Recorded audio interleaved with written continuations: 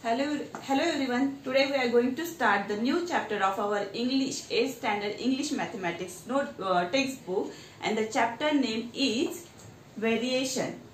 तर आज आपण नवीन प्रकरणाला सुरुवात करणार आहोत आणि प्रकरणाचे नाव आहे चलन. सर्वांनी काय करायचं आहे, आपलं गणिताचं पुस्तक घ्यायचं आहे आणि पेज नंबर 35 सर्वांनी नाही का ओपन करायचं आहे आणि आपल्या वहीवर नवीन पानावर आजच्या जो आपण प्रकरण सुरू करणार आहोत त्या प्रकरणाचं नाव टाकायचं आहे व्हेरिएशन, आणि जे महत्त्वाचे मुद्दे आहेत ते सर्वांनी आपल्या वहीमध्ये नोंदवून घ्यायचे आहेत. ठीक आहे. The chapter name is variation. त्यालाच मराठीमध्ये काय म्हणतात, चलन असे म्हणतात. आता चलन म्हणजे काय, तर चलनाचे दोन प्रकार येतात. एक असतं समचलन आणि एक असतं व्यस्त चलन. ठीक आहे. Direct variation and inverse variation. आपल्याला सर्वांनाच माहिती आहे सम आणि व्यस्त म्हणजे काय असतं. सम म्हणजे सर्वांच्या सोबत चालणार, सर्व म्हणजे काय सोबत चालणार, आणि व्यस्त म्हणजे काय विरुद्ध जाणार.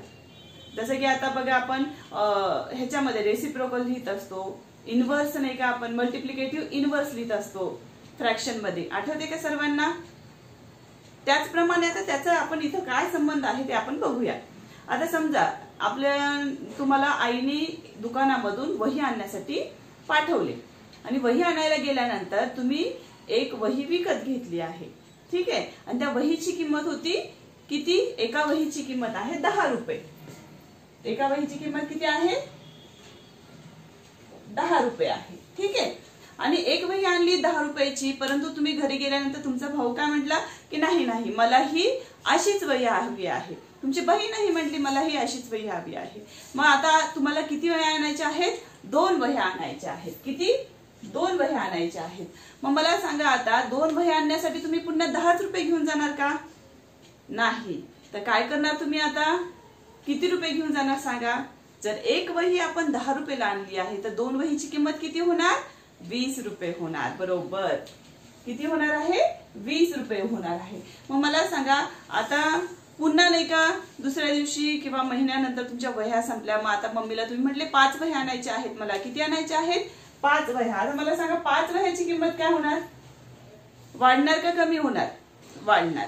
जशी वहीची संख्या वाढत आहे तशीच ती वहीची किंमत सुद्धा काय होणार, आपण वाढणार. मग आता 5 वह्यांसाठी किती रुपये घेणार आपण, 50 रुपीज घेणार.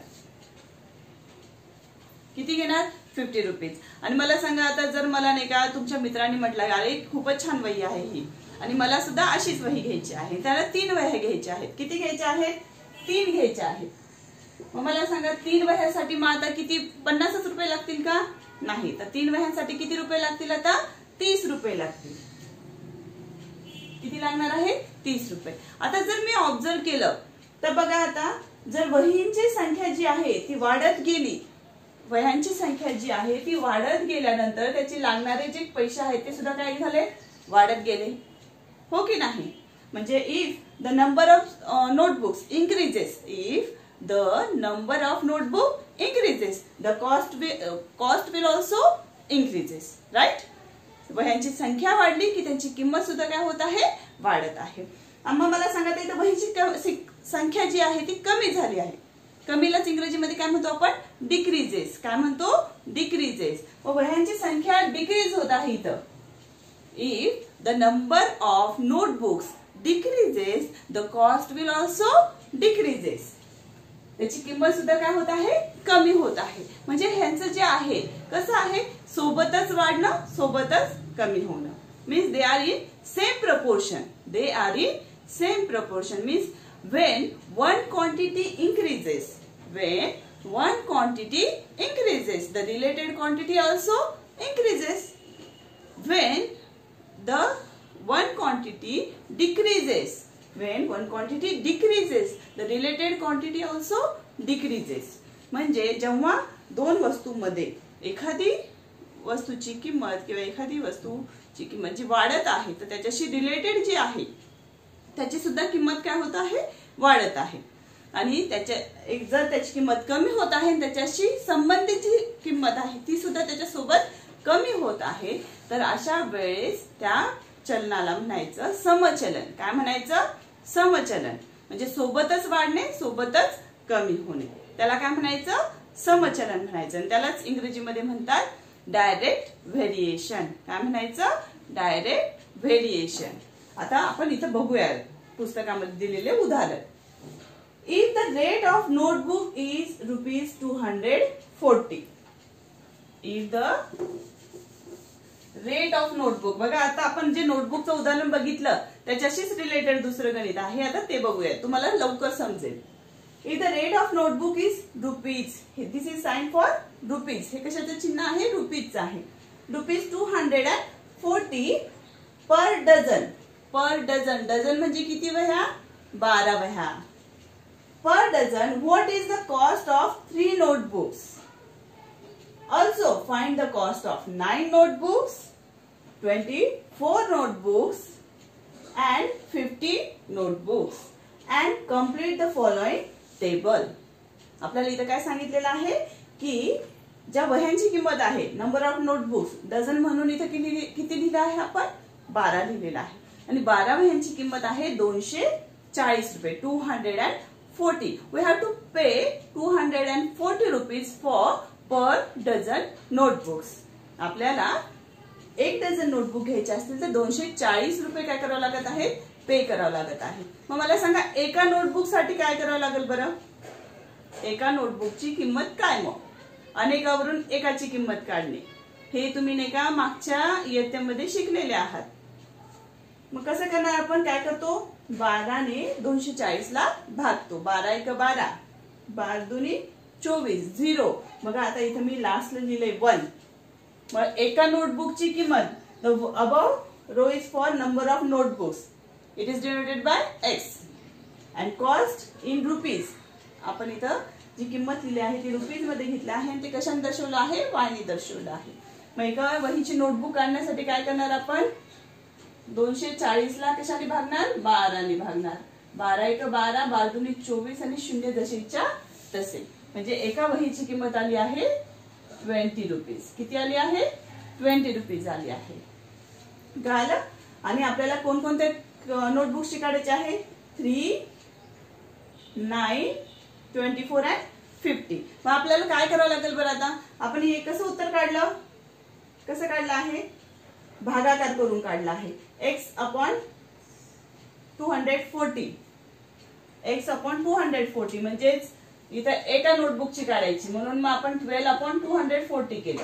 ठीक आहे. 12 × 12, 12 दूनी 24, 0 म्हणजे एका नोटबुकची किंमत ₹20. इथं आलं आपलं. हे असं लिहिलं तरी कळतं आणि असं लिहिलं तरी सुद्धा कळतं.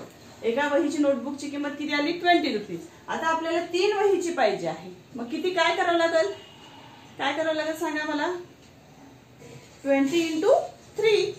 एक वही ₹20, तर 3 वह्या 20 गुणिले 3 करावं लागेल. 3 दूनी 6, ₹60. किती झाले? ₹60. आलं लक्षात? काय केलं आपण इथं?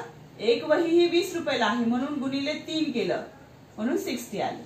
आता इथं 9 वह्या घ्यायच्या आहे. एक वही आहे ₹20, गुणिले किती करणार? 9. किती येणार? 180. कळतंय? आता 24 नोटबुक्स घ्यायच्या आहेत आपल्याला, म्हणजे 2 डझन घ्यायचे आहेत. मग इथं काय घ्यावं लागेल? एक वही आहे ₹20 गुणिले 24 इज इक्वल टू किती येणार? 480. आता 50 घ्यायच्या आहेत. मग एक वही ₹20 गुणिले 50 किती होणार आहे बघा? 5 दूनी 10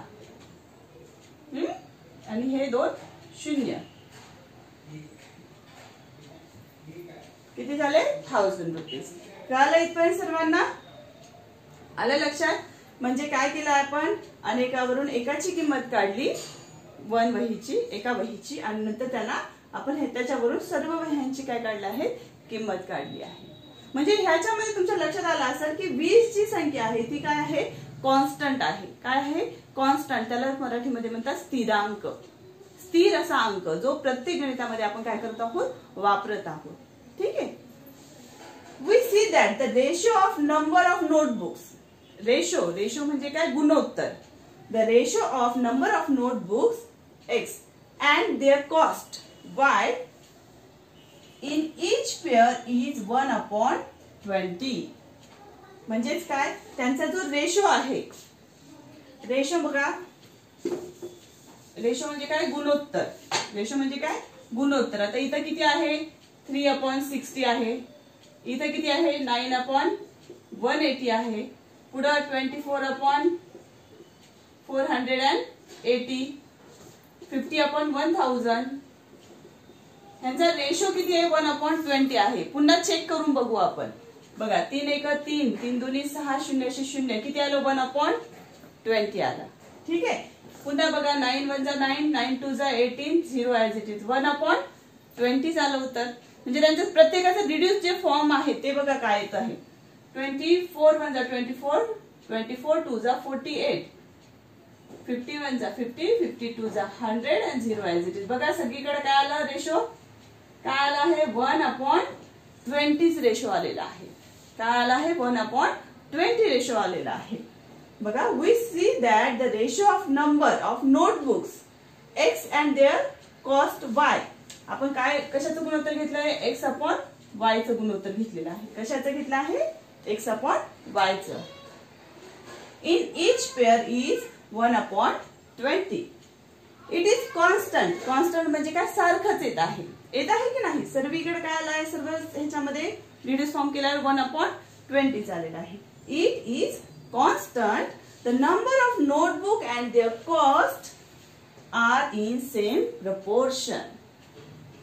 सर्व काय आहे, एकदा सेम प्रपोर्शन मध्ये आहे, समप्रमाणामध्ये आहे. The statement x and y are in the same proportion can be written as x and y are in direct variation. बघा, समप्रमाणात आल्यामुळं त्यांना आपण काय म्हणलो आहोत, x and y are in the direct variation. म्हणून ते काय आहे, समचलनामध्ये आहे, समचलनामध्ये आहे. or किंवा there is direct variation between x and y. म्हणूनच त्यांचं सर्वांचं जे रेशो आहे तो कॉन्स्टंट येत आहे. म्हणून आपण काय म्हणू शकतो, there is a direct variation between x and y. आता हे काय झालं, स्टेटमेंट झालं. हे आहे स्टेटमेंट. आणि आपल्याला मॅथमॅटिकल सिम्बॉल मध्ये जर लिहायचं असेल, using mathematical symbol it can be written as x is directly proportion to y. कसं म्हणायचं ह्याला, x is directly proportion to y. This sign which is used for direct variation, which is used to show the variation, this sign is called as alpha sign. त्या साइनला काय म्हणायचं, alpha sign. आणि ती कोणत्या ह्याच्यामधून आलेली आहे, alpha sign is a Greek letter आहे जे व्हेरिएशन दाखवण्यासाठी वापरलं जात असतं. आणि ह्याचं वाचन कसं करायचं, x is directly proportion to y. ठीक आहे. हे झालं मॅथमॅटिकल सिम्बॉल वापरून आपण त्याचं काय केलं आहे, लेखन केलेलं आहे. आणि त्यालाच आपण आता बघा कसं दिलं आहे, x is directly proportion to y is written in the form of equation. जर आपल्याला ते इक्वेशन मध्ये लिहायचं असेल तर कसं लिहायचं, as x is equal to ky. x is equal to ky. आता इथे इज इक्वल टू आले म्हणजे इक्वेशन आलेलं आहे. आता हे के म्हणजे काय आहे, तर के हे आहे स्थिरांक. के म्हणजे काय आहे, स्थिरांक. त्यालाच काय म्हणायचं, where K is a constant. Constant म्हणजे काय, स्थिरांक, स्थिर असा अंक. जसं ह्या पूर्ण गणितामध्ये कोणता स्थिरांक आहे, 20 हा अंक. किंवा रेशो जर म्हटलं तर 1/20 हा रेशो कसा आहे, स्थिर आहे. कसा आहे, स्थिर आहे. ठीक आहे. मग हे काय झालं, हे मॅथमॅटिकल आपण नाही का, जर आपल्याला नाही का लिहायचं असेल, मॅथमॅटिकल सिम्बॉल वापरून जर लिहायचं असेल तर कसं लिहिणार, x is directly proportion to y. ठीक आहे. आणि जर आपल्याला इक्वेशन फॉर्म मध्ये लिहायचं असेल तर कसं लिहिणार, x is equal to ky, where k is a constant. आणि त्याच आपण आणखी कसं लिहू शकतो बघा, x is equal to ky हे लिहिलंय आपण. और आता आपण ह्याच्यावरून आणखी एक इक्वेशन फॉर्म करू शकतो. k कॉन्स्टंट इथंच ठेवलेला आहे. इकडचं गुणाकारातलं y जे आहे ते साइड चेंज करून आपण लेफ्टला घेतलं आहे. त्याच्यामुळे ते गुणाकारामधून कोणत्या फॉर्म मध्ये जाणार, डिवाइड मध्ये जाणार. म्हणजे x/y होणार. कळलं इथपर्यंत सर्वांना, आलं लक्षात सर्वांच्या. बघा आज आपण काय बघितलं आहे, डायरेक्ट व्हेरिएशन बघितलेलं आहे. त्याच्यामध्ये काय कॉन्स्टंट आहे बघा, त्याचा रेशो कॉन्स्टंट आहे. बघा इथे लिहिलंय आपण It is constant number of their notebooks in same proportion. The statement x and y are in the same proportion can be written as x and y are in the direct variation. The same proportion असल्यामुळे त्यांना आपण काय म्हणत आहोत, direct variation म्हणत आहोत. आणि ते कसं इक्वेशन फॉर्म करायचं आहे, मॅथमॅटिकल सिम्बॉल मध्ये लिहायचं असेल तर कसं लिहितो, x is directly proportion to y.